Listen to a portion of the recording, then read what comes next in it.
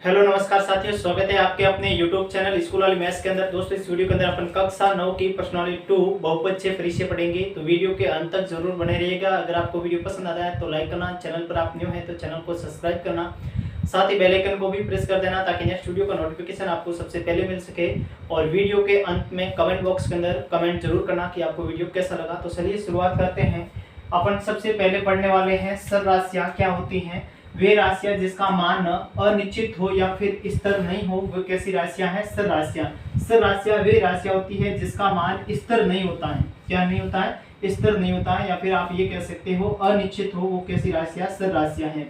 और जैसे मान लीजिए यहाँ पर x है, किसी क्वेश्चन के अंदर x का मान -1 आता है, उसी क्वेश्चन के अंदर x का मान 1/2 -3/4 कुछ भी आ सकता है। मतलब कहने का अर्थ ये हुआ कि x का मान फिक्स नहीं है, x का मान क्या है? अनिश्चित है, या फिर x का मान एक स्थिर नहीं है, इसलिए एक ऐसी राशि है, सरल राशि है। सरल राशि को अपन अंग्रेजी के अल्फाबेट में कुछ भी लिख सकते हैं, अनिश्चित हो जिसका मान, जिसे अपन a b c या फिर x y z किसी भी प्रकार से प्रदर्शित कर सकते हैं। तो वे राशियां जिसका मान अस्थिर हो, स्थिर नहीं हो या फिर अनिश्चित हो, वो कैसी राशियां हैं? सरल राशियां होती हैं। और अस्थिर राशि कैसी होती है? वे राशि जिसका मान निश्चित हो, वो कैसी राशि है? अस्थिर राशि है। जैसे मान लीजिए 2 है, तो अब 2 की वैल्यू 2 ही रहेगी। 2 की वैल्यू कभी भी 1 नहीं हो सकती। 2 का मान कभी भी 1/2 नहीं हो सकता। 2 का मान कभी भी -3/4 नहीं हो सकता। मतलब कहने का अर्थ है 2 है वो 2 स्थिर ही रहेगा। 2 की वैल्यू 2 ही होगी, न कम होगी न ज्यादा होगी। तो वे राशियां जिसका मान स्थिर हो या फिर निश्चित हो, जिसका मान निश्चित हो, बदलता नहीं है, वे कैसी राशियां हैं? अस्थिर राशियां हैं। अस्थिर राशियां 0 1 2 3 4 5 ... इस प्रकार की जो सारी राशियां हैं वो कैसी राशियां होती हैं? अस्थिर राशियां होती हैं। उसके बाद में अपना आता है बीजीय व्यंजक। बीजीय व्यंजक को आप शॉर्टकट में समझ सकते हो, सर प्लस असर बराबर बीजीय व्यंजक होता है। मतलब जो सर और असर का अगर मैं मेल कर दूं, उसको आपस में जोड़ दूं या फिर मेल कर दूं, तो अपने जो प्राप्त होता है वो क्या होता है? बीजीय व्यंजक। मतलब ये असर राशि है और ये सर राशि, सर और असर को अगर आपस में जोड़ दे तो क्या प्राप्त होता है? बीजीय व्यंजक। जैसे मान लीजिए ये राशि असर राशि है और इसके साथ किसका मेल करा दिया? सर का। तो ये 4x बन रहा है, ये 4x क्या है? बीजीय व्यंजक है। तो आप ये कह सकते हैं 4x 3y और 3y + 2 ये किस प्रकार का? बीजीय व्यंजक। आप इसमें देखिए 3y के अंदर 3 एक असर राशि है, y एक सर राशि। सर और असर का मेल किया तब क्या प्राप्त हो रहा है? बीजीय व्यंजक। यहाँ पर 3 एक असर राशि, y सर राशि है, और यहाँ पर 2 है वो असर राशि है। यहाँ पर सर और असर का मेल है, ये किस प्रकार का क्या है? बीजीय व्यंजक हो जाएगा। तो 4x 3y + 2 ये सभी क्या है? बीजीय व्यंजक है। यहाँ पर ये भी कह सकते हो कि √36x, तो ये भी क्या है? बीजीय व्यंजक है, क्योंकि √36 का मान कितना होता है? 6 होता है।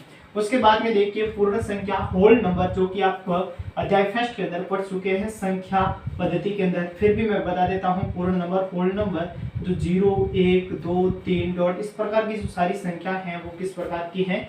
होल नंबर के अंदर आती है, पूर्ण संख्या के अंदर आती है। जैसे मान लीजिए आपके पास एक क्वेश्चन आया कि 1/2 भी एक पूर्ण संख्या है, तो आप कहोगे 1/2 -3/4। इस प्रकार की जितनी भी संख्या या फिर -3 ये पूर्ण संख्या नहीं होती है। ये पूर्ण संख्या नहीं होती है। पूर्ण संख्या की तो शुरुआत 0 से होगी, 0 1 2 3 4 इस प्रकार से चलती रहेगी, ठीक है ना? तो वो पूर्ण संख्या होती है, ये पूर्ण संख्या नहीं है, ठीक है। नेक्स्ट है बहुपद। तो बहुपद क्या होता है? बहुपद आप ये कह सकते हैं जो बीजीय व्यंजक होता है, बीजीय व्यंजक, ठीक है। बहुपद की शर्त क्या? बीजीय व्यंजक प्लस जो सर राशि होती है, उस सर राशि के ऊपर जो पावर है वो एक पूर्ण संख्या होनी चाहिए। सर राशि के ऊपर जो घात होती है वो पूर्ण संख्या होनी चाहिए। अब जैसे मान लीजिए मैंने यहाँ पर लिखा 4x एक बीजीय व्यंजक है। बीजीय व्यंजक के लिए शर्त क्या होती है? सर प्लस असर राशि होनी चाहिए। सर और असर राशियां दोनों हैं, ये एक बीजीय व्यंजक है। फिर ये कह रहा है जो सर राशि है ना, ये सर राशि कौन सी? x है। इसके ऊपर घात क्या होनी चाहिए? पूर्ण होनी चाहिए, पूर्ण संख्या। अब पूर्ण संख्या जो होल नंबर होते हैं वो कौन सी होते हैं? 0 1 2 3 इस प्रकार की सारी पूर्ण संख्या होती है। अब यहाँ पर 4x² दे रखा है, बीजीय व्यंजक तो है लेकिन x की पावर 2 है, 2 होल नंबर के अंदर आता है, एक पूर्ण संख्या है, इसलिए ये कैसा है? ये बहुपद है, ये बहुपद है। अब जैसे मान लीजिए मैंने यहाँ पर लिखा 5x, क्या ये बहुपद है? यहाँ पर x की पावर कितनी है? x की पावर कुछ भी नहीं लिखा, तो इसका x की पावर कितनी है? एक क्या है? होल नंबर है, एक होल नंबर है, पूर्ण संख्या है, इसलिए 5x भी कैसा है? एक बहुपद है। इस बात में मैंने यहाँ पर लिखा कि 6√x, क्या ये एक बहुपद है? तब आप ये कहोगे कि ये एक बहुपद नहीं है। क्यों नहीं है? इसके पीछे का रीजन देखिए। यहाँ पर 6√x लिखा हुआ है, ये बीजीय व्यंजक तो हो सकता है क्योंकि सर और असर राशियां दोनों के मेल हो रहा है। फिर यहाँ पर अपन को बहुपद के लिए क्या देखनी? सर के ऊपर घात देखनी। यहाँ पर √x का मतलब होता है x की पावर 1/2। तो यहाँ पर 6x की पावर 1/2, यहाँ पर घात है वो पूर्ण संख्या नहीं है। पूर्ण संख्या के अंदर 1/2 कहीं नहीं आता, पूर्ण संख्या तो 0 1 2 3 आ रहा है, तो इसलिए ये क्या हो जाएगा? एक बहुपद नहीं है। ठीक है। उसके बाद में जैसे मान लीजिए मैंने यहाँ पर लिखा 5x + 3, क्या ये एक बहुपद है? तब आप यहाँ पर कहोगे यहाँ पर x की पावर कितनी है? कुछ भी नहीं दे रखा, तो x की पावर 1 हो सकती है। ठीक है। यहाँ पर केवल 3 लिखा, इसका अर्थ x की पावर कुछ भी नहीं है, तो 0 तो हो सकती है। अब मैं किसी की भी पावर x की पावर 0, इसका मतलब इसका मान 1 होता है। किसी भी की पावर 0 हो, किसी भी संख्या की पावर 0 हो, जैसे मान लीजिए y की पावर 0 है तो उसका मान कितना होगा? 1 होगा। पावर अगर 0 हो तो उसका मान हमेशा कितना होता है? 1 होता है। x की पावर 0, इसका मान 1 हो जाएगा, 1 का गुणा 3 से करोगे तो 3 आ जाएगा। इसका अर्थ ये हुआ कि 5x + 3, भाई x की पावर 0 है और 0 पूर्ण संख्या है या नहीं है? बिल्कुल है। तो 5x + 3 ये भी कैसे है? एक बहुपद है। तो आप समझ गए होंगे बहुपद क्या होता है, किस प्रकार की शर्त को। बहुपद मतलब ये होता है बीजीय व्यंजक होना चाहिए, उसके बाद में जो सर राशि है उसके ऊपर घात है वो मेन इंपॉर्टेंट है, वो पूर्ण संख्या होनी चाहिए, होल नंबर होना चाहिए। तो इस प्रकार से आप समझ सकते हैं बहुपद को। बहुपद क्या होता है ये आपने देख लिया। बहुपद का मतलब ये होता है कि बीजीय व्यंजक प्लस सर के ऊपर जो घात है वो होल नंबर होनी चाहिए, तो वो बहुपद होता है। अब यहाँ पर बात आती है कि सर के ऊपर घात पूर्ण संख्या होनी चाहिए। क्या प्रत्येक बीजीय व्यंजक बहुपद होता है? नहीं होता है। जैसे मान लीजिए कि 6√x ये एक बीजीय व्यंजक है, लेकिन ये एक बहुपद नहीं है।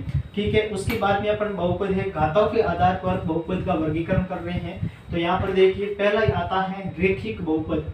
रेखिक बहुपद ये होता है, जैसे मान लीजिए मैंने ये लिखा 4x + 5, यहाँ पर क्या देखी जाती है? जो सर राशि है उस सर राशि पर घात देखी जाती है। यदि आप ये कह सकते हैं सर राशि की अधिकतम घात अगर 1 है, अधिकतम घात कितनी होनी चाहिए? 1 होनी चाहिए, वो कैसा हो जाएगा? रेखिक बहुपद हो जाएगा। आप ये कह सकते हो कि सर की अधिकतम घात जो है, सर राशि की जो अधिकतम घात है वो कितनी होती है?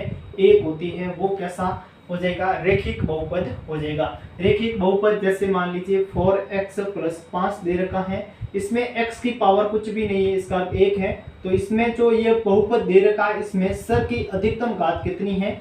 1 है। यदि सर की अधिकतम घात 1 है तो कैसा हो जाएगा? रेखिक बहुपद हो जाएगा। इसी प्रकार से समझिए यहाँ पर लिखा हुआ है कि 3x + 4, यहाँ पर देखिए सर की अधिकतम घात 1 है, इसलिए ये रेखिक बहुपद है। फिर से समझिए यहाँ पर जैसे मान लीजिए कुछ भी लिख सकते हो आप, 4x में भी x की अधिकतम घात कितनी है? 1 है, इसलिए ये कैसा हो जाएगा? रेखिक बहुपद हो जाएगा। उसके बाद में आप देखेंगे द्विघातीय बहुपद, जिसमें सर राशि की जो अधिकतम घात है वो कितनी होती है? 2 होती है। द्विघातीय बहुपद जिसमें सर राशि की अधिकतम घात कितनी होती है? 2 होती है। जैसे मान लीजिए 2x² + 3x + 4, यहाँ पर देखेंगे आप सर की यहाँ पर x की पावर कितनी है? 1 है, और यहाँ पर कुछ भी नहीं, मतलब x की पावर कितनी है? 0 है। तो देखिए सर की अधिकतम घात कितनी है? कम से कम तो न्यूनतम नहीं देखनी, यहाँ पर न्यूनतम तो 0 भी है, लेकिन अधिकतम कितनी है? 2 है। तो ये कैसा बहुपद हो जाएगा? द्विघातीय बहुपद हो जाएगा। द्विघातीय बहुपद मतलब सर की जो अधिकतम घात है वो कितनी होनी चाहिए? 2 होनी चाहिए। उसके बाद में त्रिघातीय बहुपद, जिसमें सर राशि की अधिकतम घात कितनी होती है? 3 होती है, वो त्रिघातीय बहुपद हो जाएगा। 3x³ + 4x² + 4x² + 3। यहाँ पर आप देखेंगे सर राशि की अधिकतम घात कितनी है, 3 है, इसलिए ये कैसा है, त्रिघातीय बहुपद हो जाएगा। कैसा हो जाएगा, त्रिघातीय, जिसमें सर राशि की अधिकतम घात कितनी है, 3 है। उसके बाद में जो इम्पोर्टेंट है, ये दो इम्पोर्टेंट है, असर बहुपद। असर बहुपद क्या होता है, और एक होता है शून्य बहुपद। ठीक है, अब असर बहुपद के अंदर देखिए, जैसे मान लीजिए आप ये कहोगे 5 क्या क्या है, असर बहुपद है। अब आप ये कहोगे कि 5 असर बहुपद कैसे हैं, 5 भी असर बहुपद हैं। यहाँ पर जैसे मैंने लिखा 5x की पावर 0, x की पावर कितनी है, 0। सबसे पहले मैंने ये कहा कि शर्त पूरी करते हैं कि बहुपद है या नहीं है। शर्त पूरी करने के लिए पहले बीजीय व्यंजक होना चाहिए। 5x, 5 एक असर राशि, x एक सर राशि है, ये तो बीजीय व्यंजक हो गया। फिर मैंने कहा कि x की पावर 0, x की पावर सर राशि की पावर होल नंबर है, इसलिए ये एक क्या है, बहुपद है। फिर यहाँ से क्या कहा, 5x की पावर 0, और आप जानते हैं किसी भी की पावर 0 हो तो उसका मान हमेशा कितना होता है, 1 होता है। और 5 का गुणा 1 के साथ करूंगा तो इसका मान कितना आएगा, 5 आएगा। इसका ये हुआ 5 भी एक बहुपद है। कैसा बहुपद है, असर बहुपद है। 5 है, 4 है, 3 है, 2 है, 1 है, ये सारे के सारे कैसे बहुपद है, असर बहुपद हो जाएंगे। ठीक है, और उसके बाद में अपन पढ़ने वाले हैं वो है शून्य बहुपद। शून्य बहुपद क्या होता है, तो ध्यान से देखिए, यहाँ पर मैंने ये लिखा कि 0x की पावर 7, 0x की पावर 7। देखिए पहले बहुपद है नहीं है, तो यहाँ पर बहुपद के लिए बीजीय व्यंजक, और बीजीय व्यंजक के लिए सर और असर होना चाहिए। 0 क्या है, असर राशि है, x क्या असर राशि है, इसलिए बीजीय व्यंजक तो है। फिर यहाँ पर घात देखनी है सर राशि की, अगर पूर्ण संख्या है तो बहुपद है, 7 पूर्ण संख्या है तो ये बहुपद भी है। अब बहुपद किस प्रकार का है, तब यहाँ से देखिए x की पावर 7 का मान कुछ भी हो, लेकिन इस 0 के साथ जो भी गुणा होगा उसको सारा को सारा क्या कर देगा, 0 कर देगा। x की पावर 7 या फिर x की पावर 8 ले लो, लेकिन इसका मान कुछ भी हो, x की पावर 8 का मान कुछ भी हो, जब ये 0 के साथ गुणा होगा तो इसका मान भी कितना हो जाएगा, 0 हो जाएगा। तो इसलिए शून्य बहुपद कौन सा है, शून्य एक कैसा बहुपद है, शून्य बहुपद हो जाएगा। तो ये था घातों के आधार पर बहुपद। घातों के आधार पर बहुपद के बाद में पदों के आधार पर बहुपद है वो देखना है। पहला आता है एक पदीय बहुपद। यहाँ पर नाम से स्पष्ट है, जिसमें एक पद हो, जैसे मान लीजिए 4x है, इसमें एक पद है तो इसलिए एक पदीय बहुपद है। 5y 3c 4t, ये किस प्रकार के हैं, एक पदीय बहुपद है, जिसमें एक पद हो, केवल एक पद हो, वो एक पदीय। द्विपदीय बहुपद, जैसे मान लीजिए 5x + 3, इसमें एक ये पद है और ये एक पद है, दो पद हो गए, तो ये कैसा हो जाएगा, द्विपदीय बहुपद हो जाएगा। जैसे मान लीजिए कि 8y + 4, ये किस प्रकार का है, द्विपदीय बहुपद है। और त्रिपदीय बहुपद के अंदर देखेंगे आप तो आप ये कह सकते हैं कि 4x + 3y + 4, इसके अंदर देखिए 1 2 और 3 पद हो रहे, कितने पद हो रहे हैं, 3 पद हो रहे हैं, इसलिए ये कैसा हो जाएगा, त्रिपदीय बहुपद हो जाएगा। तो इस दोस्तों इस वीडियो के अंदर इतना ही। अगर आपको वीडियो पसंद आया तो लाइक करना, और मिलते हैं नेक्स्ट वीडियो के अंदर, तब तक के लिए वंदे मातरम, जय हिंद।